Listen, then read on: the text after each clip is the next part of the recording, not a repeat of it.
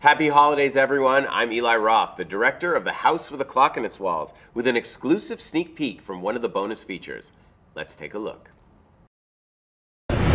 You see how it looks this real, this close up in bright light? Yeah. That's how you know it's going to look amazing on film. There are three major pieces. There's a back portion put on, and then there's a whole face and a collar. And once they're glued on, there's contact lenses that go in, and there's teeth that I put in. And then my hands get done as well. Don't pull the finger off. I often lose these fingers. The layer of the makeup is super thin, so you don't lose any of the facial expressions. All good. When Kyle first walked out of that trailer, I was shocked. He transformed. He actually scared me. Oh my gosh! You're so creepy. At first I was like, wait, Kyle, that's you? It was chilling, and while I was watching him, I was getting jealous because I was thinking, God, that looks fun to be pure evil. Why am I not the evil one in this movie? Isaac is very dark, but within that darkness, there's still a twinkle. So that was part of the challenge of bringing that little bit of fun to the darkness. Warms my dead heart. That's a lot of clocks. For me, it's a perfect amount of clocks. The central character in The House with a Clock in Its Walls is the house itself. I really wanted to design a house that feels like a labyrinth from another time. Things move and the organ's alive. The pictures look at you if you're not looking at them. I love this wallpaper, which if you look really carefully, Isaac's initials are embedded in this wallpaper. Obviously the suit of armor, because what house is complete without a suit of armor? Hear that sound? Love that sound. I have a clock obsession, and most of these are working clocks. It's a combination of as many clocks as we could get our hands on that looked somewhere between whenever and 1955. Oh, hello. This is the grandfather of all grandfather clocks. We built this clock for Cate's entrance in the movie. The ratchet wheel's shot and the click spring's not far behind. We'll take the gumballs too. Why does Isaac need the eclipse? The sun, earth, and moon line up like a clock striking midnight. The fabric of space-time gets thin, flexible, like stretched out silly putty. Which gives him his only chance to bend it backward. Gold star.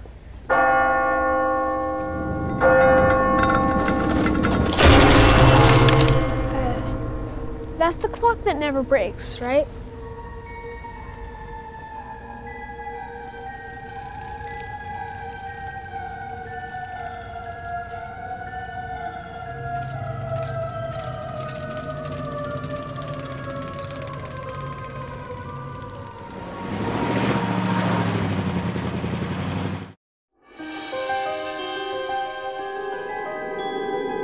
Welcome to the clock room. I'm so excited. Gotta be careful where you step, you might get crushed. Normally, when you're shooting, people say there's a lot of moving pieces, but this entire set is literally all moving pieces. That one's coming at you, that one's pushing you, this one's pushing. It's a masterpiece of a set. You're inside of like a tight Swiss pocket watch, and the gears are moving, but the gears are ginormous. 3, 2, 1, bang! All of this stuff is real. This is all real steel. The center cogs move. We have wheels that descend. We had claws that come in. We wanted to do a spectacular finale. But it is by far the most complicated sequence of film.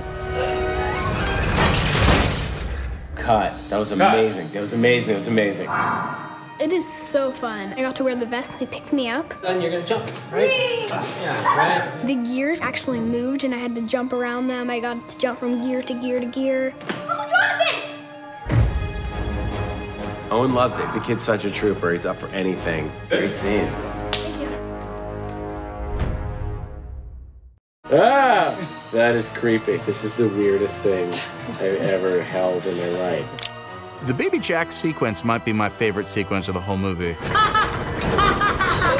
Jack Black gets turned into the Jack Black baby. His body turns into a baby, and the head is life-size. And I don't know where it came from. I just had an image of it. I thought it'd be really funny.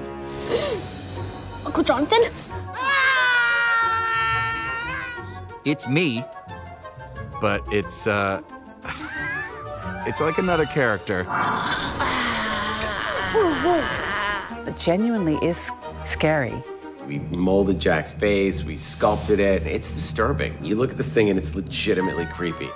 Adrian Moreau is genius, and I do not use that word lightly. He designed the most beautiful animatronic Jack Black baby. Oh, it's amazing. It looks real. It is alive. It looks just like him. Every time I look at him, I'm like, that's not Jack. Then when I cover up the body, I'm like, what? Everyone on set is really creeped out by the baby. That looks creepy. It looks creepy. That's a good sign. When people are walking by that thing going, get that thing away from me, I'm like, all right, that's the sweet spot we want to be in. I like to call them automatons, but Eli says automatons. Automatons? It makes me think I'm saying it wrong. Automatons? Automaton. I don't know how to say the word. Automatons?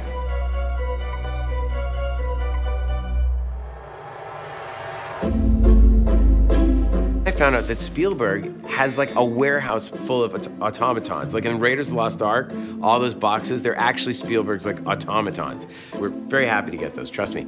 This is from Steven Spielberg. I think it's from the 1870s.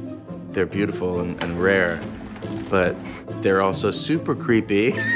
The automatons look both sweet and sinister.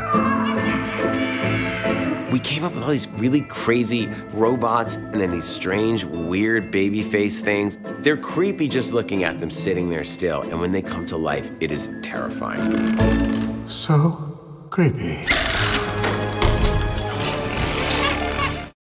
That's a lot of clocks. Well, what constitutes a lot is really a matter of personal taste. For me, it's a perfect amount of clocks. Oh, sorry, there's a deranged cuckoo in there. Your ratchet wheel's shot and the click spring's not far behind. Hello, you're Lewis, I presume. How was your trip? This old hag is my next-door neighbor, Mrs. Florence Zimmerman. I'm relieved to see you didn't inherit your uncle's freakishly oversized head. Huh, says the woman who literally looks like a Q-tip. Oh, look, the giant head is angry. My God, did that withered purple skeleton just speak? She thinks she's smarter than me because she's got more college degrees. No, I think I'm smarter than you because I'm smarter than you. Don't I have to have dinner before I'm allowed to have cookies? Well, why not just eat cookies for dinner? They're far more delicious. I know, it's just, we have these house rules. Well, not in this house. There's no bedtime, bath time, or meal time. You can eat cookies till you throw up for all I care. You'll see. Things are quite different here.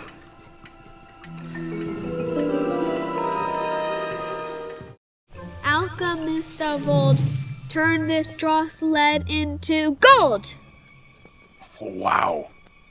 That was really, really terrible. I mean, just awful. Hey.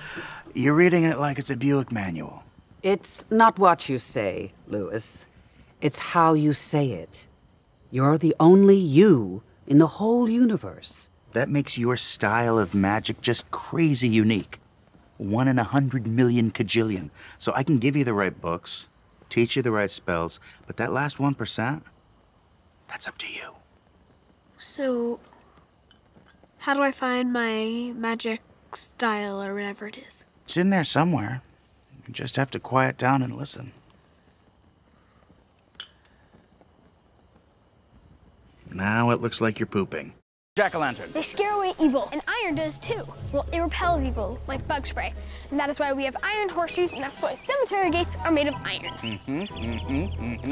And how does one become a full-fledged warlock? You have to defeat an evil spirit by using your own magic. That is absolutely right. What smells of rancid sulfur?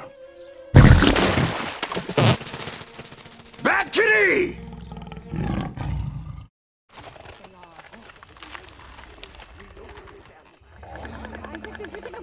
I understand that. So should we just sit around and try to figure out the hex? We don't have time! Guys!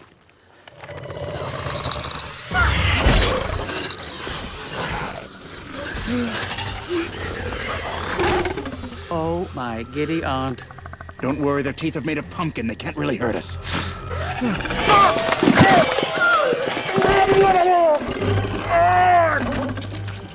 Okay, I made that up. Here we are, home sweet home. The house with a clock in its walls is an exciting new world of magic and spooky fun. Weird. With surprises around every corner. Seriously? And over 60 minutes of bonus features not seen in theaters.